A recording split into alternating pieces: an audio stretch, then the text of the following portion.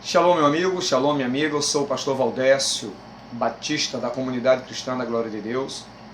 Estamos aqui, nesse momento, fazendo mais uma, ou melhor dizendo, gravando mais um vídeo dentro do projeto de estudo teológicos e vida cristã, fazendo com que não só aprendamos mais a respeito desse livro sagrado, que nós chamamos de Sagrada Escritura, como também possamos colocar as doutrinas desse livro tão maravilhoso em prática. E hoje nós vamos falar sobre um tema muito interessante, que os rabinos chamam de Metzorá. Na nossa Bíblia geralmente está lá traduzido como lepra ou tsarat.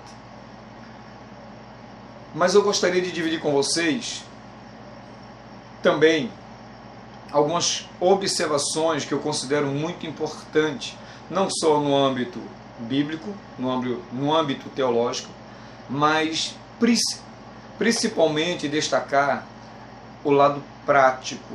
Então eu fiz alguns estudos, quero dividir com vocês aquilo que o Eterno colocou no meu coração, e através dessa pequena conversa que na verdade será um monólogo, né? Eu estarei falando, estarei colocando as minhas observações, não pretendo esgotar todo o assunto e nem tampouco pretendo que todos vocês irão concordar com aquilo que vai ser dito, mas independente de qualquer outra coisa, aquilo que você achar de muito útil, de importante para a sua vida diária, colocando essas palavras no seu coração, já que ela se tornou importante para você, coloque em prática.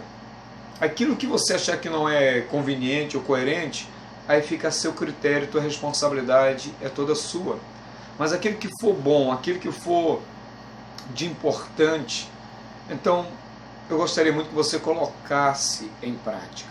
Então eu gostaria de primeiro ler com vocês um texto da Bíblia Sagrada, lá no livro de Salmos, capítulo 34, os versos 13 e 14 diz assim, ó: guarda a tua língua do mal e os teus lábios de falarem enganosamente. Aparta-te do mal e faz o bem. Procura a paz e segue-a. Os rabinos chamam este versículo, esses dois versículos em especial, de remédio para a vida, ou elixir da vida. O interessante é que esse texto ele está diretamente ligado a uma das porções semanais que os judeus fazem, inclusive hoje, nesse sábado, ou nesse Shabat, foi lido a Parashá Metzorá, lá no capítulo 14 de Vaikra ou de Levítico, se encontra essa porção, que é a porção de número 28, e vai falar ali sobre lepra, sobre a doença, uma doença que os sábios dizem que está muito atrelada, está muito associada a Lashon Hará, ou a língua maligna, né? Palavras malignas. E é importante eu dividir com vocês algo relacionado justamente a essa porção, porque no texto que acabamos de ler, ela traz um segredo espiritual. Todos nós queremos e buscamos vivermos em paz, em harmonia, só que nem sempre isto é possível.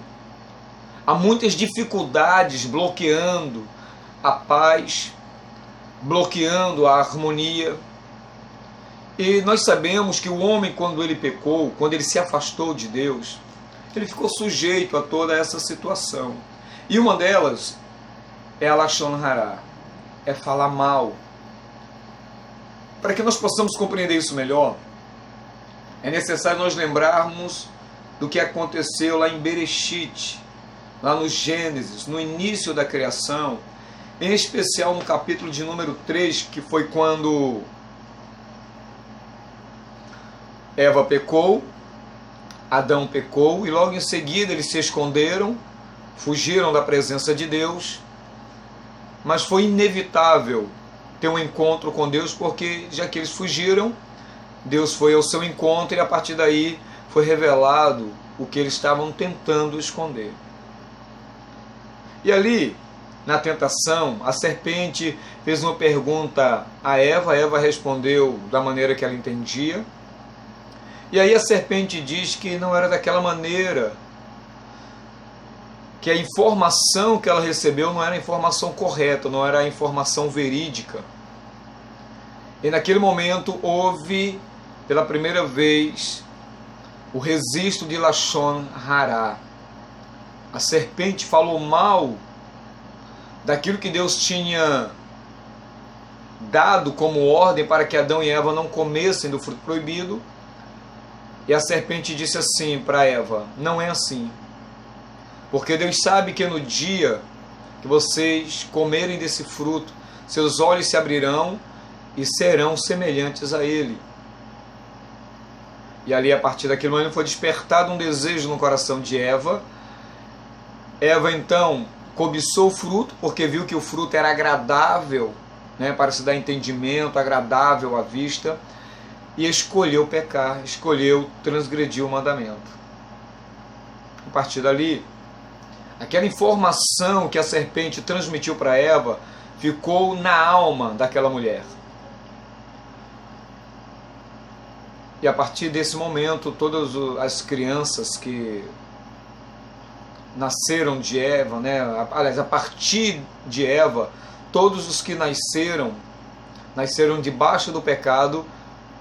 E uma das coisas que traz muito problema, mas muito problema realmente, é a questão da fala, é a questão de comunicação. Comunicar-se é uma arte, da qual todos nós precisamos aprender para que nós possamos dialogarmos de maneira sadia, mas o pecado faz com que o diálogo, as nossas palavras, acabem, por meio dessas mesmas, gerando sentimentos e comportamentos que acabam nos levando a cometer os que os sábios chamam de Lashon Hará, que é a língua felina, a língua mal, aquela língua que fala mal dos outros. Então existe uma série de observações rabínicas a respeito da Lashon Hará. E hoje eu gostaria de dividir algumas coisas com vocês. Claro que depois nós vamos e podemos tratar melhor disso, vai depender muito da aceitação, ou, eu posso assim dizer, da busca, né, dos comentários. Mas como eu disse, aquele que for legal, aquele que for plausível, que você considera verdadeiro, tome para si. Daquilo que você achar que não convém, então fica a seu critério. Bom, lá em Salmos capítulo 34, versos 13 e 14, acabou de nos dar de nos revelar um grande segredo, que é chamado pelos rabinos elixir, ou remédio para a vida. Se nós queremos realmente termos dias bons, uma família sadia, uma sociedade sadia, é de fundamental importância que nós desenvolvamos cada vez mais a prática correta de se pronunciar, de comunicar, de falar com o seu semelhante, de respeitá-lo, o que acontece muito através das nossas falas, através do tom de voz, é que ela transmite algumas coisas que acabam gerando no outro algo desagradável. E aí pode-se gerar uma inimizade, uma briga, uma confusão e até mesmo gerar morte por conta, das vezes, até de uma palavra mal pronunciada ou mal colocada.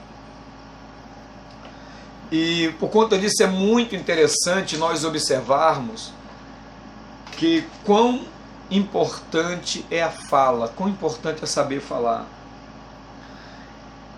E nisso tudo nós podemos fazer uma avaliação e fazermos a seguinte pergunta: por que falar é tão importante? O grande Salomão adverte-nos em Provérbios, eu aqui não coloquei a referência, mas mais ou menos no hebraico, do hebraico para o português está mais ou menos assim: aquele que vigia sua língua e boca protege o seu corpo de problema. O interessante é que a palavra problema aqui no hebraico é sará, T-S-A-R-A com acento, sará. E ela tem uma semelhança muito grande com Tsarat, com lepra, que é T-S-A-R-A-A-T, Tsarat. E a palavra problema é Tsará. E o grande Salomão, ele vai, quando ele esboça, quando ele faz essa observação, ele diz que aquele que refreia a sua boca de falar lashon hará, de fofocar da vida dos outros, falar mal da vida dos outros, por mais verdade que seja aquilo que ele esteja falando, isso pode trazer graves problemas, e um deles é ser chamado diante de um juiz para prestar esclarecimento. Então quem guarda a sua língua, quem guarda os seus lábios de falar danosamente, ele vai estar livre de tsarat, da lepra ou de problemas. É interessante que de todo ser criado, o único que recebeu o dom da fala foi o ser humano. Então falar é um presente de Deus para a raça humana. A primeira lição que nós devemos tirar aqui é a seguinte: já que estamos de posse desse conhecimento, nossa responsabilidade a partir desse momento com o nosso semelhante é a seguinte: já que a humanidade, ao receber o presente da fala, esse presente, junto com ele veio a responsabilidade e a instrução da parte de Deus, que nos ordenou a manter os nossos lábios puros, a nossa língua pura. Os nossos lábios, ele deve estar purificado para que as palavras que saiam dos nossos lábios sejam palavras da Bíblia, palavras da Torá, do Tanar, da Brit Hadashah, como você queira, ou da Bíblia, das Escrituras. E através dessas palavras, através desse comportamento, através desses atos, através desse ato, de falar, ministrar graça, ministrar sabedoria. Olha, queridos, enquanto alguém está calado, ninguém pode definir quem é essa pessoa. Mas no momento que ela abre a boca, as pessoas em sua volta, recebendo o conteúdo daquilo que ele está dizendo, vai ali ter uma ideia de quem possa ser essa pessoa, dos ambientes que ela frequenta, a educação que ela possui. Então a palavra é muito importante. Então as nossas bocas, os nossos lábios têm que estarem puros para justamente falar das coisas de Deus, para instruir as pessoas. Lá em Hebreus capítulo, eu não vou ler para nós ganharmos tempo, mas eu gostaria depois que você lesse detidamente na sua casa. Hebreus capítulo 12, versos 14 e 15, tem algumas observações ali que eu gostaria de dividir com vocês. Uma delas é que o autor aos Hebreus nos orienta uma coisa importantíssima. Ele diz o seguinte, eu falei que não ia ler, mas acho melhor ler.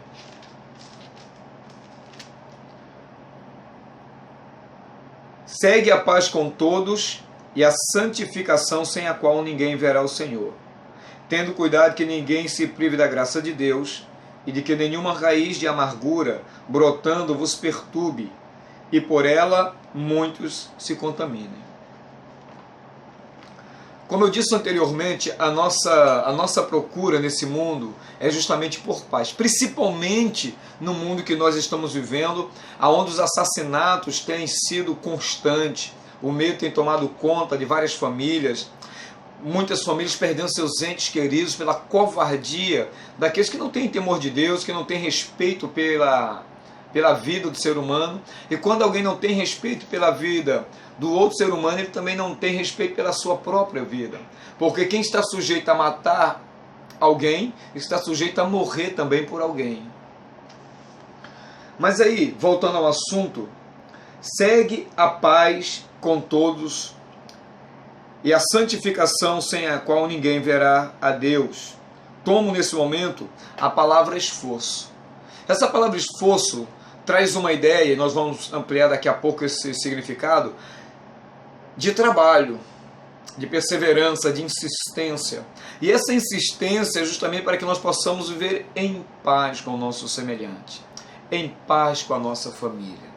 Talvez eu esteja falando com alguém que tem buscado muito essa paz, mas não tem encontrado, porque talvez você esteja buscando essa paz em lugares onde você não vai encontrar. Você pode até encontrar momentos de tranquilidade, mas às vezes esse momento de tranquilidade, ele é ameaçado pela turbulência. Paz é um estado que independe das situações. Tranquilidade depende das situações. Alguém pode estar enfermo e estar em paz. Alguém pode estar com quase nada para comer em casa e estar em paz. Paz só pode ser recebida de quem tem. Por isso que Jesus se atribui a ele o título de Sar Shalom, de príncipe da paz. Se alguém não tem Jesus, e algumas pessoas vão até dizer, mas eu creio em Jesus, eu vivo com uma esperança que Jesus é na minha vida, mas para que nós possamos realmente ter uma ideia de que alguém vive isso que está afirmando, é pelo seu procedimento diário. Nós não vamos entrar aqui agora no assunto, nós vamos tratar de áreas específicas de que se refere, que está ligado justamente a isso que eu acabei de falar.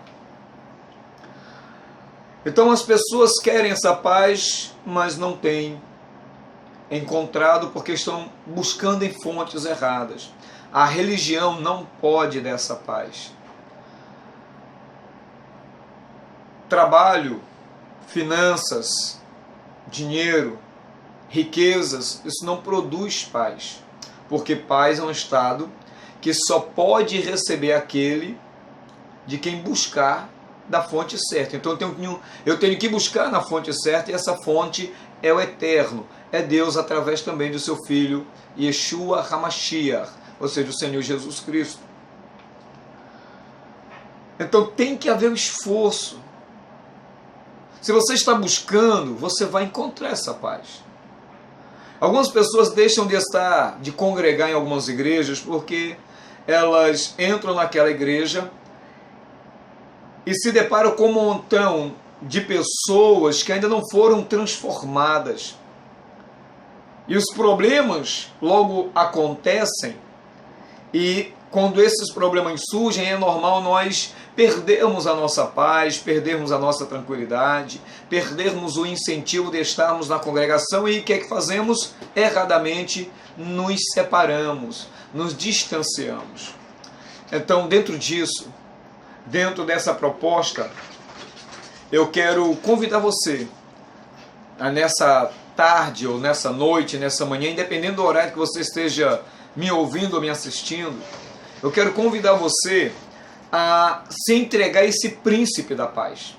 Jesus, ele é o príncipe da paz. Ele te dá paz mesmo em meio às turbulentas situações que você possa viver, em meio à crise, a ameaças. Eu não estou dizendo que essas coisas não nos aflijam. Como eu disse, algumas pessoas confundem tranquilidades com paz. Mesmo em meio às tormentas, mesmo em meio a um grande furacão, você pode ter paz nesse lugar, porque você está confiante que Deus, independente do que está acontecendo ao seu redor, Ele pode te ajudar, e Ele quer te ajudar. E essas situações também estão te ensinando algo. Estão instruindo você a respeito de alguma coisa, em especial te instruindo e fazendo com que você confie mais em Deus, que você se lance, que você espere, independente dos resultados. A paz faz com que você espere em Deus, espere no Senhor. É uma fé que não se baseia em resultados materiais, mas é uma convicção do que aconteça o que acontecer, eu sei que estou seguro. Mesmo, como disse o grande Jó, mesmo que ele me mate, continuarei esperando nele. Isso é fé. Isso é possuir paz. Quando Jó perdeu tudo, ele disse: Nu saí do ventre da minha mãe e nu tornarei para lá.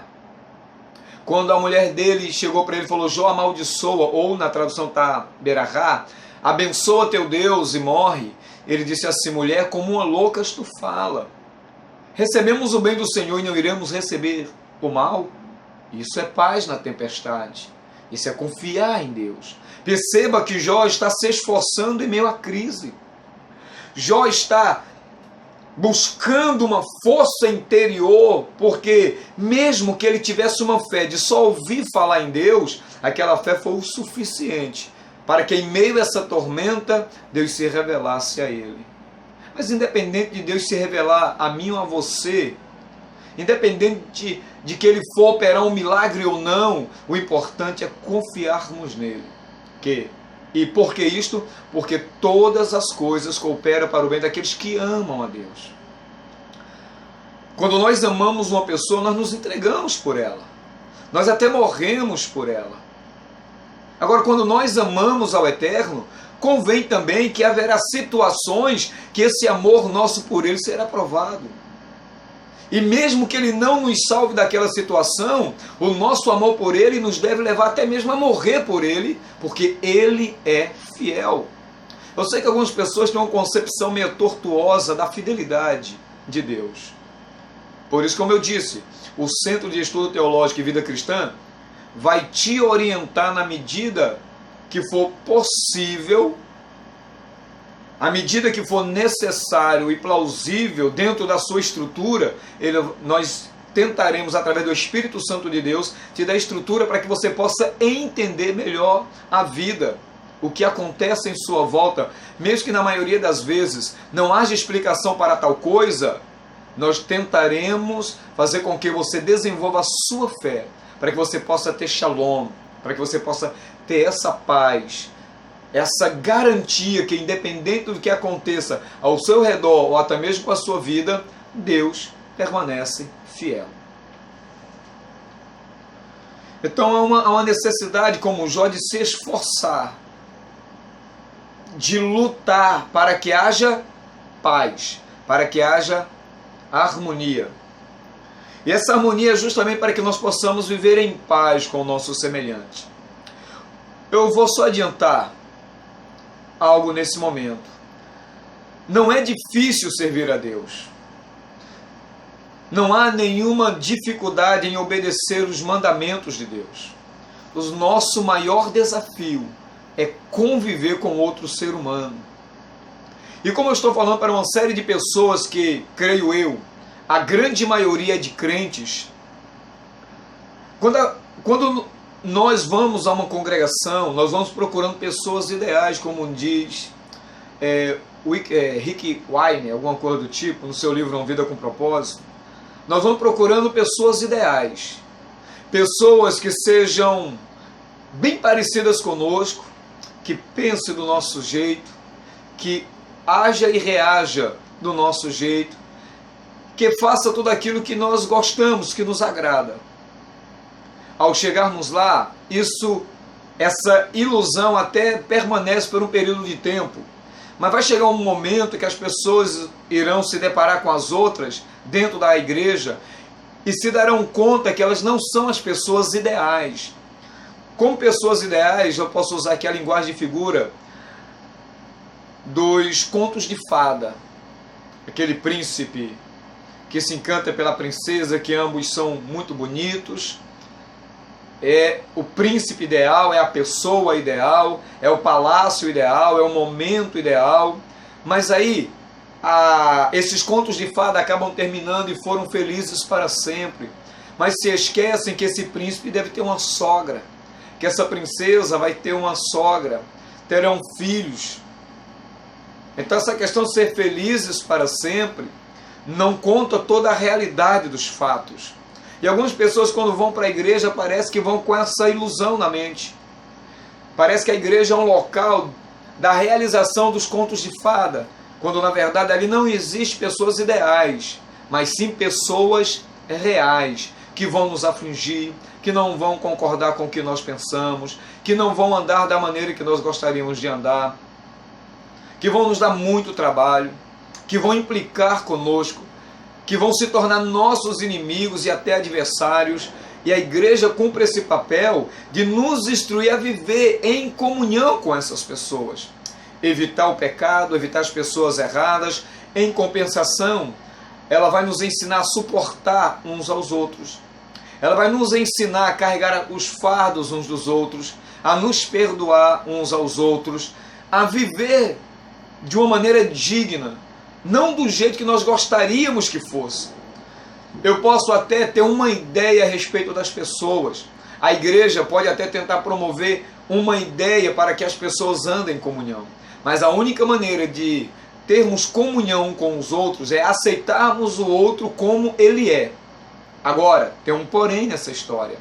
Todos que estão envolvidos na obra de Deus, todos que são membros de uma igreja, todos que, independente do cargo que ele exerce numa comunidade, do membro, de um simples membro, do mais novo membro, ao apóstolo, não sei como é que... mas independente de qualquer outra coisa, do menor membro, ou aquele que está ocupando o mais alto cargo hierárquico da congregação, todos têm um objetivo em mente. E é a partir daí que a unidade vai funcionar. É a partir daí que a comunhão vai funcionar. É a partir daí que andar junto vai fazer toda a diferença, que são a prática das doutrinas bíblicas. É ela que vai reger o nosso comportamento com o nosso semelhante. É ela que vai nos colocar no nosso devido lugar. É ela que vai instruir a maneira correta de pedir perdão ou de perdoar, a maneira correta do marido proceder com a sua esposa e vice-versa, a maneira correta de como o filho deve agir com os seus pais, como nós devemos agir com a sociedade. Aí, meu irmão, independe das minhas ideias. Aí vai independer da estrutura cultural e do meu nível social. Porque todos precisamos ser um. E o que nos une nesse um são justamente os mandamentos de Deus, ou como Atos dos Apóstolos, capítulo 2, afirma, a doutrina dos apóstolos, para que nós possamos comungar. E isso traz paz. Obedecer a palavra de Deus, ela vai primeiro nos conflitar. Porque às vezes a palavra, ela vai nos indicar uma direção que nós não queremos tomar, mas para que haja comunhão, para que haja paz, para que haja harmonia, é o caminho certo a seguir. É a prática certa a realizar. Porque senão, nós vamos ver o que nós estamos vendo por aí. Uma sociedade que se diz cristã evangélica, falida porque não estão comprometidas em viver em paz uns com os outros. Viver em paz com o nosso semelhante não é viver do meu jeito. Isso é egoísmo. Para que nós possamos viver em paz um com o outro, é fundamental que nós estejamos seguindo o mesmo norte, ou seja, o mesmo rumo, a mesma estrada, a mesma doutrina. Porque Deus quer que nós sejamos diferentes, mas quer que comungamos a mesma lei, o mesmo mandamento e assim sucessivamente. Baruch Hashem, glórias a Deus. Então, esse esforço depende do indivíduo, depende de cada um de nós. Por quê? Porque o conselho apostólico é: no que depender de vós, tendes paz com todos. Porque vai ter alguém que não vai querer ter paz conosco, que vai implicar com a gente, que vai ser aquela pedra dentro do nosso sapato. Mas essas pessoas existem para nos treinar, para que possamos nos esforçar para dar continuidade a essa paz. Porque essa paz, ela foi comprada com um preço muito caro, né? Aliás, foi exigido um preço muito caro para essa paz se tornar uma realidade. Então, é importante marido, é importante esposa, filhos, membros de igreja, haver o seu esforço, mesmo que o outro seja contrário. Você não vai ficar implicando com ele, você não vai ficar insistindo com ele, a não ser que seja necessário, a não ser que haja uma grande necessidade de você estar investindo o seu tempo nele. Mas infelizmente às vezes nós queremos ter paz com o outro, mas o outro não quer ter paz com a gente. Então há uma necessidade de nos esforçarmos, de buscarmos a reconciliação, E viver em paz, acho que eu falei muito rápido, e viver em paz com o semelhante vai exigir muito de nós humildade. Nós teremos que abrir mão de várias coisas em determinados momentos. Vai ter momento que às vezes nós vamos ter que deixar um pouquinho a nossa razão de lado para poder promover a harmonia, a paz. E a partir daí, quando houver essa reconciliação, essa paz, porque a paz prepara o ambiente para que nós possamos falar da maneira correta aquilo que o outro precisa ouvir e que nós também precisamos falar. E a paz, essa harmonia vai preparar cada um, seja do cônjuge, seja na área familiar, ou em qualquer área, essa aqui é a verdade. Mas quando há intrigas, quando há desavenças, você percebe que até puxar assuntos se torna muito difícil. Se cria-se uma barreira, e essa barreira impede a comunicação. Quem é casado sabe muito bem disso. Às vezes nós brigamos por coisas tão supérfluas, insignificantes, e por mais sábio que seja, isso vai acontecer sempre. Mas no momento de pedir perdão, no momento de reconhecer o erro, que é aquele momento que nós queremos estar perto da pessoa que nós amamos, naquele momento que nós queremos abraçar, como é difícil, porque nós nos estribamos em razões. E ouvi alguém falar o seguinte: entre ser feliz e ter razão, eu prefiro ser feliz. Então, se eu estou lidando com o meu semelhante, com o meu próximo, vamos ser sinceros, eu prefiro ser feliz. Ok? Eu não estou dizendo que depois você não passe para ele no momento certo, no momento adequado, com as palavras certas, aquilo que aconteceu. E festejar em saber que aquilo era passado, que tudo foi superado para a glória de Deus. E uma outra coisa também que o texto nos afirma é que, além de termos paz com todos, também temos que ter uma vida de santidade. Então, esforço ou buscar, no grego, dioko, é fazer tudo que for possível para manter essa paz. Essa ideia, dioko, transmite a ideia de diligência, né, de procurar os caminhos certos, se ater aos mínimos detalhes. Também não dá tanta importância ao que talvez tenha acontecido de errado e que tende a nos machucar, a nos magoar, a nos ferir. Então é dever nosso buscar com diligência, com todo empenho, com toda dedicação, a paz e a santidade. Perceba que paz e santidade estão de mãos dadas, estão vinculadas. Sem paz e sem santidade nós não conseguiremos ver a Deus. E eu vou tentar explicar, não só nesse vídeo, mas em outros, o porquê paz e santidade são tão importantes para a nossa vida diária.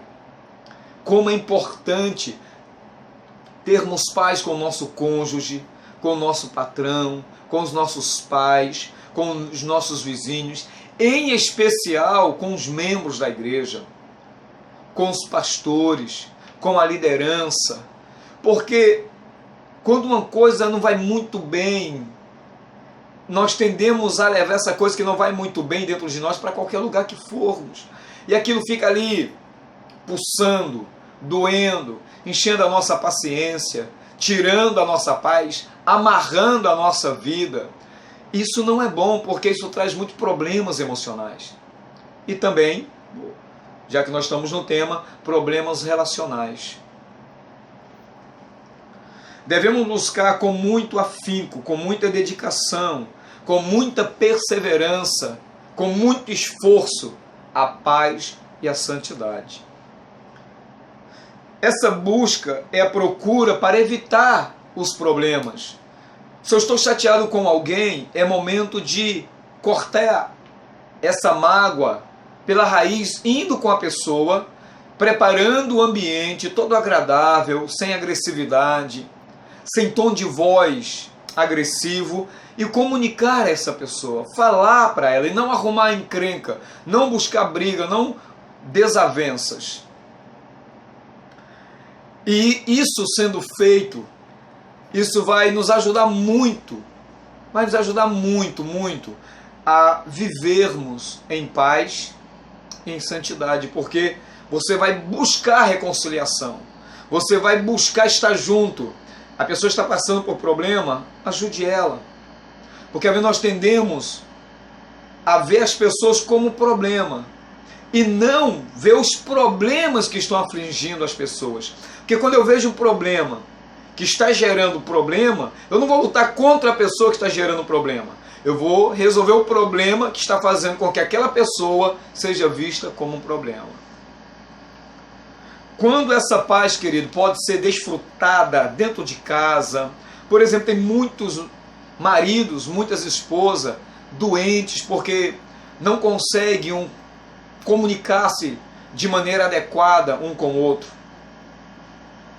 Toda vez que se reúnem para discutir a relação, a discussão gera briga. Todas as vezes que vai tentar solucionar um problema, aquele problema cresce porque há um apontar de Deus dizendo que é você, você.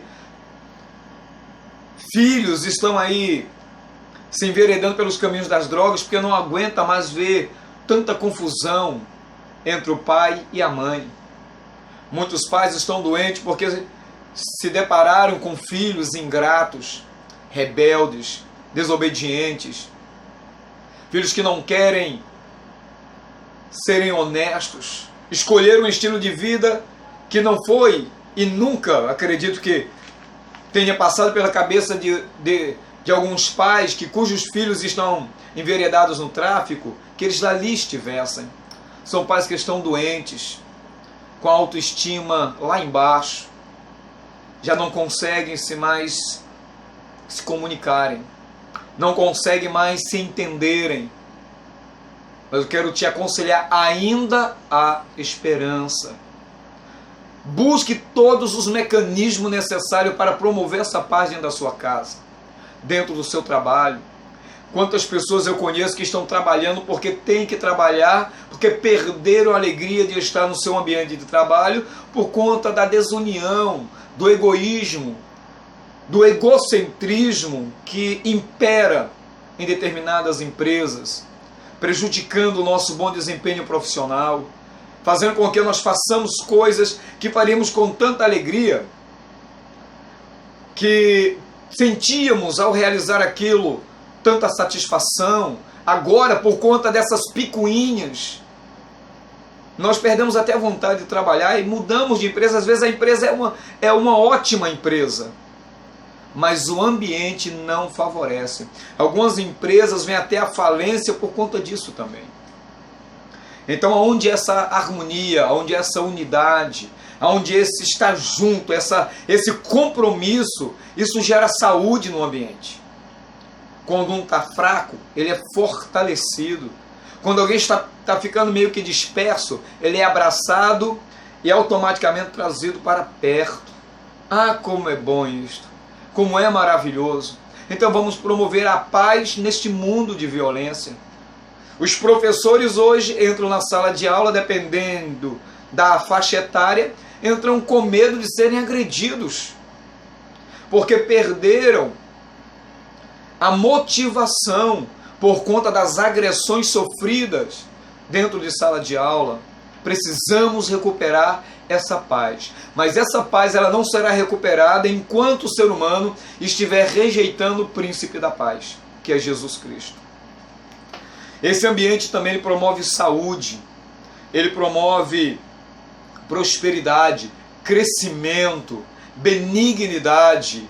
É um ambiente favorável para a manifestação do próprio Deus. Deus se manifesta em ambientes dessa maneira porque são ambientes propícios. É tanto que no primeiro mandamento, lá no Velho Testamento, no Primeiro Testamento, quando o povo pecava, automaticamente o pecado cortava o relacionamento desta pessoa, desta família com Deus. Como Deus é um Deus de paz, mesmo que ele seja chamado de o Senhor dos Exércitos, e aí depois esse é um tema para um outro assunto, mas ele é o Senhor da paz. O que é que ele fez?